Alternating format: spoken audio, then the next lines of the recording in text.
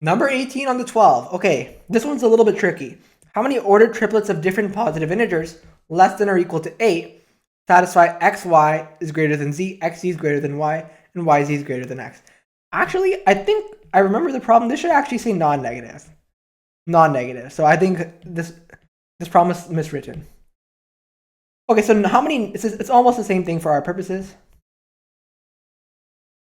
How many different triples of x, y, and z? Okay, non-negative integers. Let's see. So we have xy is greater than z, xz is greater than y, yz is greater than x. Okay, this is a little bit tricky, right? Because we have so many different conditions. Satisfying all of them, that seems hard, right? Less than or equal to 8, so we got a bunch of possibilities. How are we going to count how many actually work? So there's kind of like, we have to figure out how we're going to do our cases here. We know there's going to be some cases here. This is inherently a little bit of a casework type problem. Okay, so x, y, what should we do cases on, right? So first of all, ordered triplets. In these kind of problems, when you have ordered triplets, don't worry about the order at all. Just count the number of distinct triplets, and then you can multiply by order at the end. So in these kind of problems, let's say we find like, I know, 1, 1, 2, 3, 2, 6, and let's say 5, 5, 5. Let's say these are our solutions hypothetically. Then you would just count the order up to get a total of 10, right? So these are the kind of strategy here. Focus on counting the number of actual ways that work, and we'll worry about the ordering at the end. It should be pretty simple. We just multiply by a few different multiples. Okay. So what should we really be? How should we even count that? First of all, we know that they're distinct, right? So we have to do casework somehow. And we have these three numbers. Let's just impose some ordering on them, right? We know they have to be distinct. Let's say x is greater than y. Let's say x is less than y is less than z. Why? Because we know there has to be an ordering, and however many ways we get in this case, we'll multiply by 3 factorial times 6 to get the number of ordered triplets. Okay, we assume this, right? That makes things a lot easier. We've already reduced our search space a lot. But how are we still going to count this? So we have to do casework somehow. The question is, how can we do it in the most systematic, easy way? So there's kind of two approaches you can go about here. Casework by the largest value, casework by z, or casework by the smallest value, x. Okay, let's say we did casework by the largest value. We have to kind of quickly analyze which one is better, and then quickly figure out, and then just do it quickly. That's, in the real context, we have to do all these kinds of things. So let's say we have to do casework by z. Okay, so then let's say z was very big. Let's say z was 8. Then we would have xy is greater than 8, and then 8x is greater than y, and then 8y is greater than x. Okay, this should most likely hold true, and then we just have to count x and y. Okay, there's a few cases here, 3, 3, 2, 5. This is looking a little bit hard. It's like a little bit of bashiness, right? So maybe we instead consider casework on x. And it turns out this is actually much cleaner. Why? Because first of all, when we have this x condition, we know x is the smallest, right? First of all, by definition, this is going to be true. That's the neat part. Because we've imposed this ordering, yz is of course going to be bigger than x. Y and z are individually bigger than x. So of course, when you multiply them together, it's even bigger. So we don't even have to worry about this condition at all, right? So now all we really need to focus on is these conditions. And we have x repeating in both of them. So it kind of makes sense. Maybe we just focus on x. Because x, if we focus on x, then we just get this condition in y and z. Versus if we focused on z, it's a little bit more tricky. Like we have 8x is greater than y, and then xy is greater than 8. It's a little bit more casework.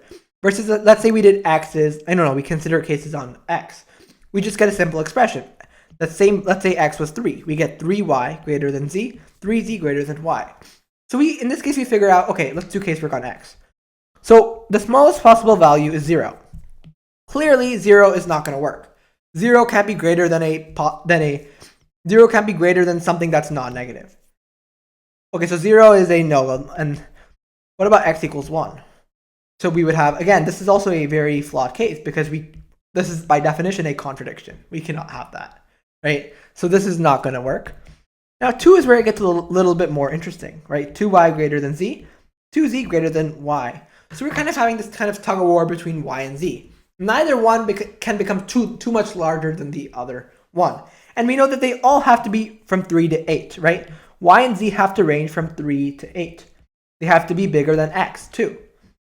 So what are the cases that kind of work here? And we impose this ordering. So let's just say Y, let's say, and actually because we have this ordering, because we have this ordering, I completely forgot to say that XZ is of course going to be bigger than Y.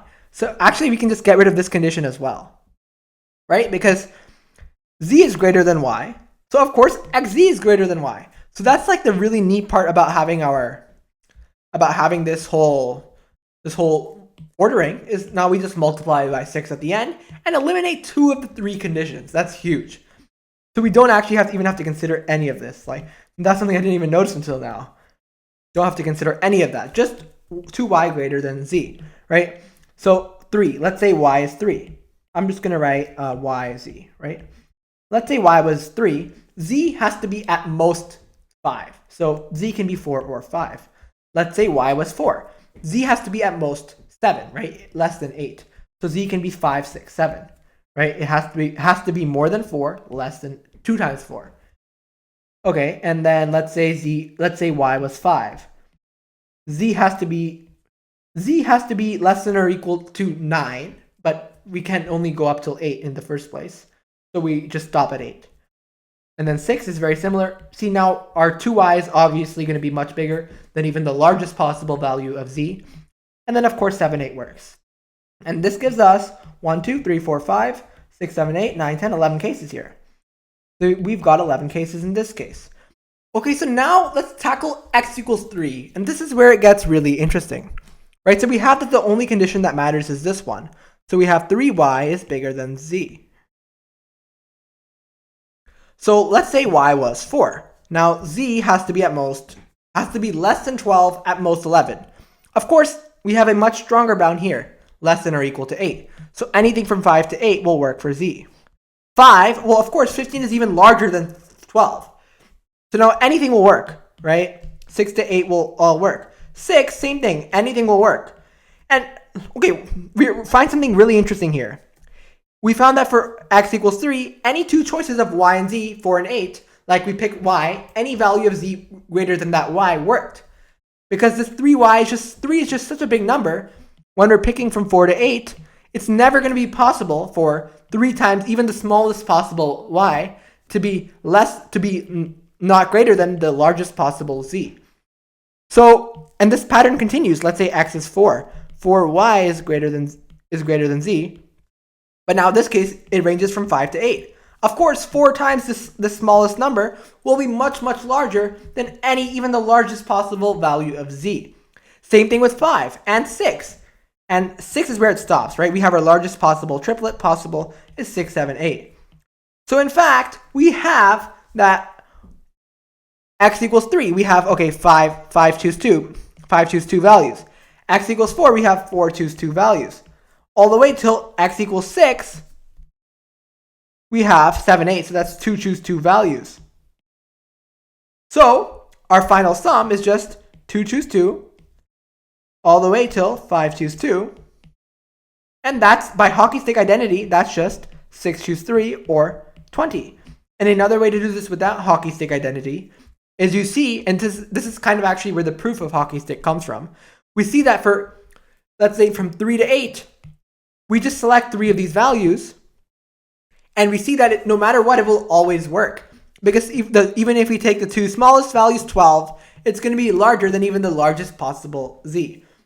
So this was kind of like the more intuitive way, but this is like a more, you can see why clearly it has to be 6 choose 3 itself. Because from 3 to 8, these bounds are just too weak. This is the main condition we're worried about. So we just have any 3 values from 3 to 8, and that also gives us 6 choose 3 or 20.